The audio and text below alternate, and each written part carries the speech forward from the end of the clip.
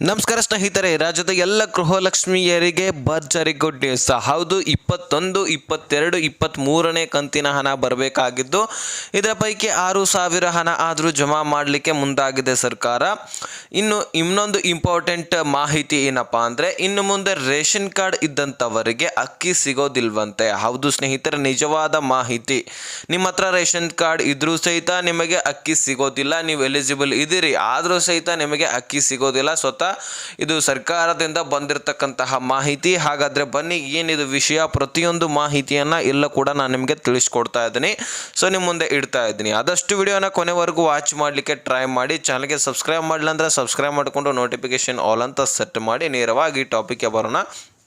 ವೀಕ್ಷಕರೇ, ಗೃಹಲಕ್ಷ್ಮಿ ಯೋಜನೆಯಲ್ಲಿ ನಾವು ಮೊದಲನೇದಾಗಿ ಏನಿದೆ ಮಾಹಿತಿ ಅಂತಕ್ಕಂಥದ್ದನ್ನು ತಿಳಿಯೋಣ. ತದನಂತರ ಈ ಅನ್ನಭಾಗ್ಯ ಯೋಜನೆಯಲ್ಲಿ ಈ ಅಕ್ಕಿ ಯಾಕೆ ಸಿಗೋದಿಲ್ಲ? ನಾವು ಎಲಿಜಿಬಲ್ ಇದ್ದೀವಿ, ನಮ್ಮ ರೇಷನ್ ಕಾರ್ಡ್ ಇದೆ, ಆದರೂ ಸಹಿತ ನಮಗೆ ಅಕ್ಕಿ ಜಮಾ ಆಗೋದಿಲ್ಲ. ಹೌದು, ಯಾಕೆ ಅಂತಲೂ ಕೂಡ ಹೇಳ್ತೀನಿ. ಮೊದಲು ಗೃಹಲಕ್ಷ್ಮಿ ಯೋಜನೆಯಲ್ಲಿ 6,000 ಹಣ ಕೂಡ ಬರಬೇಕಾಗಿರ್ತಕ್ಕಂಥದ್ದು. ಸುಮಾರು 1,22,00,000 ಫಲಾನುಭವಿಗಳಿದ್ದೀರಿ. ಪ್ರತಿಯೊಬ್ಬ ಫಲಾನುಭವಿಗಳು ಕೂಡ ಕಾಯ್ತಾ ಇದ್ದೀರಿ 6,000 ಹಣವನ್ನು. ಟೋಟಲಿ ನಿಮಗೆ 6,000 ಹಣ ಪ್ರತಿಯೊಬ್ಬರ ಖಾತೆಗೆ ಜಮಾ ಆಗಬೇಕಂದ್ರೆ ಸುಮಾರು 7,500 ಕೋಟಿ ಫಂಡು ಬೇಕಾಗುತ್ತೆ. ಹೌದು, ಒಂದು ಕಂತಿನ ಹಣಕ್ಕಾಗಿ 1,500 ಕೋಟಿ ಫಂಡ್ ಬೇಕಾಗಿದ್ದೆ, ಆದರೆ 3 ಕಂತುಗಳಿಗಾಗಿ 7,500 ಕೋಟಿ ಫಂಡು ರಿಲೀಸ್ ಆಗಬೇಕಾಗತ್ತೆ. ಇದರ ಪೈಕಿ 5,000 ಕೋಟಿ ಹಣವನ್ನು ರಾಜ್ಯ ಸರ್ಕಾರ ಹಣಕಾಸು ಇಲಾಖೆಯಿಂದ ಮಹಿಳಾ ಮತ್ತು ಮಕ್ಕಳ ಕಲ್ಯಾಣ ಇಲಾಖೆಗೆ ರಿಲೀಸ್ ಮಾಡಿ ಕೊಡ್ತಾ ಇದೆ.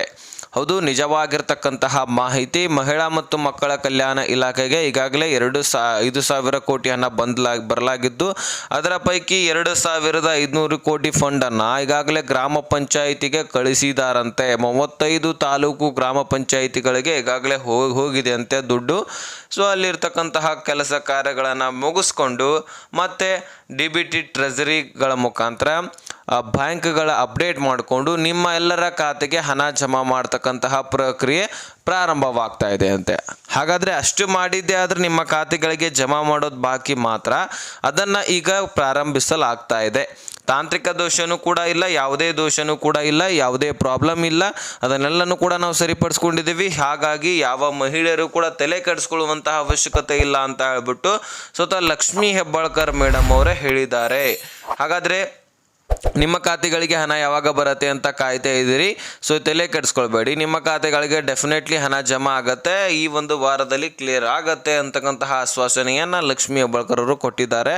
ಅದನ್ನು ನಾವು ನಿಮ್ಮ ಮುಂದೆ ಇಟ್ಟಿದ್ದೀವಿ. ಸೊ ನೀನೇನು ಕೂಡ ಒಂದು ವಿಡಿಯೋದಲ್ಲಿ ಲೈವ್ ಪ್ರೂಫ್ ಆಗಿ ಅವರು ಕೊಟ್ಟಿರ್ತಕ್ಕಂತಹ ಹೇಳಿಕೆಯನ್ನು, ಅವರು ಕೊಟ್ಟಿರ್ತಕ್ಕಂತಹ ಸ್ಪಷ್ಟನೆಯನ್ನು ನಿಮ್ಮ ಮುಂದೆ ಇಟ್ಟಿದ್ದೀವಿ.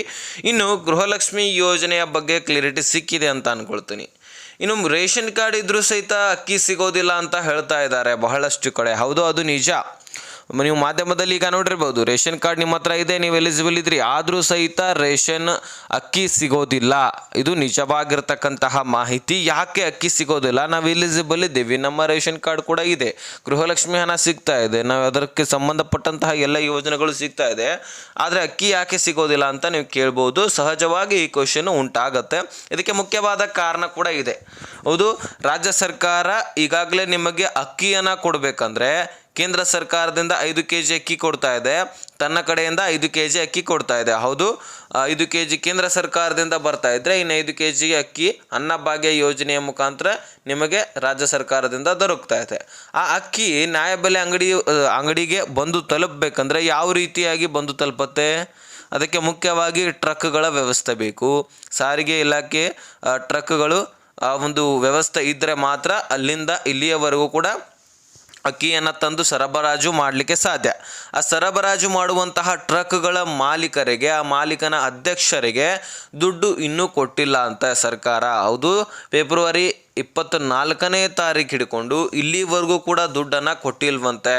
ಏನಾದರೂ ದುಡ್ಡನ್ನು ಕೊಡಲಿಲ್ಲಪ್ಪ ಅಂದರೆ ನಾವು ಟ್ರಕ್ಗಳನ್ನು ಮುಷ್ಕರ ಮಾಡ್ತೀವಿ, ನಾವು ನಿಲ್ಲಿಸ್ತೀವಿ ಅಂತಕ್ಕಂತಹ ಮಾಹಿತಿಯನ್ನು ಇಲ್ಲಿ ಟ್ರಕ್ಗಳ ಅಧ್ಯಕ್ಷರು ಕೊಟ್ಟಿರ್ತಕ್ಕಂಥದ್ದು. ಸುಮಾರು 200 ಕೋಟಿ ಹಣವನ್ನು ಕೊಡಬೇಕಾಗಿದೆ.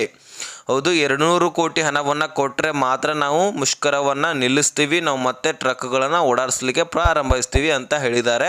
ಹಾಗಾದ ಮೇಲೆ ಈಗ ಜುಲೈ 7ನೇ ತಾರೀಕು ಕೂಡ ಟ್ರಕ್ಗಳನ್ನು ಮುಷ್ಕರ ಮಾಡಿದ್ರಂತೆ.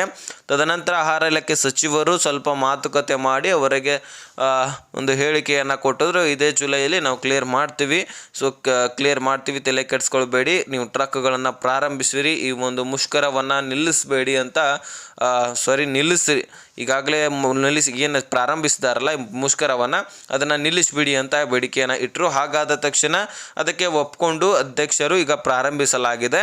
ಒಂದು ವೇಳೆ ಟ್ರಕ್ಗಳನ್ನು ದುಡ್ಡನ್ನು ಕೊಡಲಿಲ್ಲಪ್ಪ ಅಂದರೆ 200 ಕೋಟಿ ಹಣ ಮತ್ತೆ ಮುಷ್ಕರವನ್ನು ಪ್ರಾರಂಭಿಸಲಾಗ್ತದೆ. ಮತ್ತೆ ಪ್ರಾರಂಭಿಸಿದ್ದೇ ಆದರೆ ಅಕ್ಕಿ ಸರಬರಾಜು ಆಗುವುದಿಲ್ಲ, ಕೇಂದ್ರ ಸರ್ಕಾರದಿಂದ ಬರ್ತಕ್ಕಂತಹ ಅಕ್ಕಿ ಮಾತ್ರ ಸರಬರಾಜು ಆಗಿ 5 kg ಅಕ್ಕಿ ಮಾತ್ರ ಸಿಗುತ್ತೆ. ಅನ್ನಭಾಗ್ಯ ಯೋಜನೆಯಲ್ಲಿ ಅಕ್ಕಿ ಸಿಗಲಿಕ್ಕೆ ಸಾಧ್ಯವಿಲ್ಲ. ಹಾಗಾಗಿ ಈ ರೀತಿ ಇಲ್ಲಿ ರಾಜ್ಯ ಸರ್ಕಾರದಲ್ಲಿ ವ್ಯವಸ್ಥೆ ನಡೀತಾ ಇದೆ. ದುಡ್ಡಂತರೂ ಇಲ್ಲಂತ ಬಹಳಷ್ಟು ಫಲಾನುಭವಿಗಳು ತಿಳ್ಕೊಂಡು ಬಿಟ್ಟಿದ್ದಾರೆ. ಈ ಕಡೆ ನೋಡಿದ್ರೆ ಗೃಹಲಕ್ಷ್ಮಿ ಹಣವನ್ನು ರಿಲೀಸ್ ಮಾಡ್ತಾ ಇದ್ದಾರೆ, ಆದರೆ ಹಣವನ್ನು ಹೊಂದಾಣಿಕೆ ಮಾಡಲಿಕ್ಕೆ ಟೈಮ್ ತಗೊಳ್ತದೆ ಅಂತ ಆಶ್ವಾಸನೆ ಕೂಡ ಇಲ್ಲಿ ಎಲ್ಲ ಸಚಿವರು ಕೊಡ್ತಾ ಇರತಕ್ಕಂಥದ್ದು. ಮುಂದಿನ ದಿನಗಳಲ್ಲಿ ಏನೇನು ಬದಲಾವಣೆಗಳಾಗ್ತವೆ ಅದನ್ನು ಕಾಯ್ದು ನೋಡಬೇಕಾಗಿದೆ. ಹೌದು ವೀಕ್ಷಕರೇ, ಆರ್ಥಿಕ ಪರಿಸ್ಥಿತಿ ಅಂತರೂ ಇಲ್ಲಿ ಸುಧಾರಣೆ ಮಾಡೋದು ಬಹಳ ಅತಿ ಅವಶ್ಯಕ ಆಗಿದೆ. ಸಾಕಷ್ಟು ಸಾಲವನ್ನು ರಾಜ್ಯ ಸರ್ಕಾರ ಮಾಡಿಕೊಂಡಿದೆ, ಮತ್ತು ಇನ್ನಿತರ ಸಾಲವನ್ನು ಮಾಡಿಕೊಂಡಿದ್ದೆ, ಆದರೆ ಮುಂದಿನ ದಿನಗಳಲ್ಲಿ ಬೆಲೆ ಏರಿಕೆಗಳು ಆಗುವುದು ನಿಶ್ಚಿತ. ಹೌದು, ಈಗಾಗಲೇ ಸಾಕಷ್ಟು ಗ್ಯಾರಂಟಿಗಳು ಬಂದು ಬೆಲೆ ಏರಿಕೆಗಳು ಆಗಿರ್ತಕ್ಕಂಥದ್ದನ್ನು ಕಾಣ್ತಾ ಇದ್ದೀರಿ. ಮುಂದಿನ ದಿನಗಳಲ್ಲಿ ಕೂಡ ಇದೇ ಮುಂದುವರೆದಿದ್ದೇ ಆದರೆ ಡೆಫಿನೆಟ್ಲಿ ರಾಜ್ಯ ಸರ್ಕಾರ ಸಾಕಷ್ಟು ಸಾಲ ಮಾಡುತ್ತೆ. ಆ ಸಾಲದ ಹೊರೆ ನಮ್ಮ ಮೇಲೇ ಬೀಳುವಂತಹ ಸಾಧ್ಯತೆಯೂ ಕೂಡ ಇದೆ. ಹೌದು, ಆ ಸಾಲ ಮಾಡಿದ್ದೆ ಆದರೆ ಜನರಿಂದನೇ ವಸೂಲಿ ಮಾಡಬೇಕಾಗತ್ತೆ ಮುಟ್ಟಿಸ್ಲಿಕ್ಕೆ. ಇಲ್ಲ ಅಂದರೆ ಸರ್ಕಾರ ಇಲ್ಲಿಂದ ತರಬೇಕು ದುಡ್ಡನ್ನು, ಜನರಿಂದನೇ ವಸೂಲಿ ಮಾಡಬೇಕಲ್ವಾ, ಅದು ನಮಗೆ ಗೊತ್ತಿರ್ತಕ್ಕಂಥದ್ದು. ಹೀಗೆ ಮುಂದುವರಿತಾ ಹೋದರೆ ಡೆಫಿನೆಟ್ಲಿ ಸಾಲ ಹೆಚ್ಚಾಗತ್ತೆ, ನಮ್ಮ ಮೇಲೆ ಹೊರೆ ಬೀಳುತ್ತೆ. ಈಗಾಗಲೇ ಸಾಕಷ್ಟು ಬೆಲೆಗಳು ಏರಿಕೆ ಆಗಿದ್ದಾವೆ, ನಿಮಗೆ ಗೊತ್ತಿದೆ. ಹಾಲಿನ ಬೆಲೆ 2 ರೂಪಾಯಿದಿಂದ 3 ರೂಪಾಯಿ ಏರಿಕೆ ಆಗಿದೆ, ಹೌದಲ್ವಾ? ಅದೇ ರೀತಿಯಾಗಿ ಪೆಟ್ರೋಲ್ ಡೀಸೆಲ್ ಬೆಲೆನೂ ಕೂಡ ಏರಿಕೆ ಆಗಿದೆ. ಮೆಟ್ರೋನಲ್ಲಿ ಬೆಲೆ ಏರಿಕೆ ಆಗಿರ್ತದೆ. ಮೆಟ್ರೋನಲ್ಲಿ ಪುರುಷರಿಗಂತರೂ ಮಹಿಳೆಯರಿಗಂತರೂ ಇಬ್ಬರಿಗೂ ಕೂಡ ಏರಿಕೆ ಆಗಿರ್ತಕ್ಕಂಥದ್ದು. ಬಸ್ಗಳಲ್ಲಿ ಯಾರು ಪುರುಷರು ಪ್ರಯಾಣ ಮಾಡ್ತಾರೆ ಅವರಿಗೆ 100ಕ್ಕೆ 15 ರೂಪಾಯಿದಂತೆ ಏರಿಕೆ ಆಗಿರ್ತಕ್ಕಂಥದ್ದು. ಇದಷ್ಟೇ ಅಲ್ಲದೆ ನೀವು ಕೋರ್ಟು ಕಚೇರಿ ಅಂತ, ತಹಶೀಲ್ದಾರ್ ಆಫೀಸ್ ಅಂತ ಈ ರೀತಿ ನೀವು ಹೋಗಿದ್ದೆ ಆದರೆ ಅಲ್ಲಿ ಕೂಡ ಕಾಗದ ಪತ್ರಗಳ ಮೇಲೆ ಸಾಕಷ್ಟು ಬೆಲೆ ಏರಿಕೆ ಆಗಿರ್ತಕ್ಕಂಥದ್ದು ಕಾಣ್ತೀರಿ. ಮೊದಲು ಯಾರೋ ವ್ಯವಹಾರಗಳನ್ನು ಮಾಡ್ತಿರ್ತೀರಿ, ಈಗ ಒಂದ್ಸಾರಿ ಹೋಗಿ ನೋಡಿ ಗೊತ್ತಾಗತ್ತೆ, 20ರಿಂದ 30 ರೂಪಾಯಿ ಈ ರೀತಿ ಒಂದೊಂದು ಕಾಗದ ಪತ್ರಗಳಿಗೂ ಕೂಡ ಉತ್ತಾರಗಳಿಗೂ ಕೂಡ ಏರಿಕೆ ಆಗಿರ್ತಕ್ಕಂಥದ್ದು. ಹಾಗಾಗಿ ಇಲ್ಲಿ ಬಹಳಷ್ಟು ಬೆಲೆಗಳು ಏರಿಕೆ ಆಗ್ತಾ ಇದೆ. ಈ ಕಡೆ ಗ್ಯಾರಂಟಿ ಯೋಜನೆಗಳನ್ನು ಮುಂದೆ ನಡೆಸಬೇಕಂದ್ರೆ ಈ ಕಡೆ ಬೆಲೆ ಏರಿಕೆ ಆಗೋದು ಅತಿ ಅವಶ್ಯಕ. ಇಲ್ಲಪ್ಪ ಅಂದರೆ ರಾಜ್ಯ ಸರ್ಕಾರದ ಬಜೆಟ್ಟು ಅಷ್ಟೊಂದು ಇಲ್ಲ, ಸಾಲ ಮಾಡಲೇಬೇಕಾಗತ್ತೆ. ಹೀಗೆ ಎಕ್ಸಾಂಪಲ್ ತಿಳ್ಕೊಳ್ಳಿ, 51,000 ಕೋಟಿ ಬಜೆಟನ್ನು ಈ ಗ್ಯಾರಂಟಿ ಯೋಜನೆಗಳಿಗಾಗಿ ಮೀಸಲಿಡಲಾಗಿದೆ. ಟೋಟಲಿ 5 ಗ್ಯಾರಂಟಿ ಯೋಜನೆಗಳಿಗಾಗಿ 51,000 ಕೋಟಿ ಹಣವನ್ನು ಮೀಸಲಿಡಲಾಗಿದೆ. ಇದರ ಪೈಕಿ ಗೃಹಲಕ್ಷ್ಮಿ ಯೋಜನೆಗೆ 30,000 ಕೋಟಿ ಹಣ ಬೇಕಾಗತ್ತೆ ಒಂದು ವರ್ಷಕ್ಕೆ. ಅಂದರೆ 12 ತಿಂಗಳಿಗೆ 30,000 ಕೋಟಿ ಹಣ ಬೇಕಾಗತ್ತೆ. ನೀವೇ ತಿಳ್ಕೊಳ್ಳಿ, ಒಂದು ಕಂತಿಗೆ 2,500 ಕೋಟಿ ಹಣ ಬೇಕಂದರೆ 4 ಕಂತುಗಳಿಗೆ 10,000 ಕೋಟಿ ಹಣ ಬೇಕು. 4 × 3 ಮಾಡಿ, ಯಾಕಂದರೆ 12 ತಿಂಗಳು 4 4 4 × 12 ಆಗುತ್ತೆ. ಟೋಟಲಿ 12 ತಿಂಗಳಿಗೆ 30,000 ಕೋಟಿ ಹಣ, ಒಂದು ಯೋಜನೆಗೆ 30,000 ಕೋಟಿ ಹಣ ಬೇಕು. ಉಳಿದಂತಹ 21,000 ಕೋಟಿ ಹಣ ಬರೀ ಶಕ್ತಿ ಯೋಜನೆಯಲ್ಲಿ ಬಹಳ ಆದರೆ 1 ರಿಂದ 2 ತಿಂಗಳು ಅಷ್ಟೇ ನಡೆಯೋದು. ಮುಂದಿನ ತಿಂಗಳ ಹಣವನ್ನು ಕೂಡಿಸ್ಬೇಕಲ್ವ. ಅದೇ ರೀತಿಯಾಗಿ ಅನ್ನಭಾಗ್ಯದಲ್ಲಿ ಕೂಡ ಹಣವನ್ನು ಹೊಂದಾಣಿಕೆ ಮಾಡಿಸ್ಬೇಕು. ಅದೇ ರೀತಿಯಾಗಿ ಯುವ ನಿಧಿ ಒಂದು ಕ್ಯಾನ್ಸಲ್ ಮಾಡಲಾಗಿದೆ ಅಂತ ಅಂದ್ಕೊಳ್ಬೋದು, ಯಾಕಂದರೆ ಅದರಲ್ಲಿ ಯಾರಿಗೂ ಕೂಡ ವಿದ್ಯಾರ್ಥಿಗಳಿಗೆ ಹಣ ಹೋಗ್ತಾ ಇಲ್ಲ. ಈ ಕಡೆ ನೋಡಿದ್ರೆ ಗೃಹಜ್ಯೋತಿ ಯೋಜನೆಯಲ್ಲಿ ಕೂಡ ಸಾಕಷ್ಟು ಬಂಡವಾಳನ ಹೂಡಿಕೆ ಮಾಡಬೇಕಾಗತ್ತೆ. ಇಷ್ಟೆಲ್ಲ ಯೋಜನೆಗಳಿಗೆ ಹಣವನ್ನು ಮೀಸಲಿಡಬೇಕಾಗತ್ತೆ. ಸಾಕಷ್ಟು ಸಾಲ ಆಗೋದು ನಿಶ್ಚಿತ. ಇಲ್ಲಿ ನೋಡಿದ್ರೆ ಗೊತ್ತಾಗತ್ತೆ. ನೋಡಿ, ನಿಮ್ಮ ಅನಿಸಿಕೆ ಏನು ಅನ್ನುವಂಥದ್ದನ್ನು ಕಮೆಂಟ್ ಮಾಡಿ ತಿಳಿಸಿ. ಗ್ಯಾರಂಟಿ ಯೋಜನೆಗಳಿಂದಾಗಿ ಸರ್ಕಾರಕ್ಕೆ ಒಳ್ಳೆಯದಾಗ್ತಾ ಇದೆ ಅಥವಾ ಕೆಟ್ಟದ್ದಾಗ್ತಾ ಇದೆ, ಜನರಿಗೆ ಒಳ್ಳೆಯದಾಗ್ತಾ ಇದೆ ಕೆಟ್ಟದ್ದಾಗ್ತಾ ಇದೆ, ನಿಮ್ಮ ಅನಿಸಿಕೆಯನ್ನು ತಿಳಿಸಿ.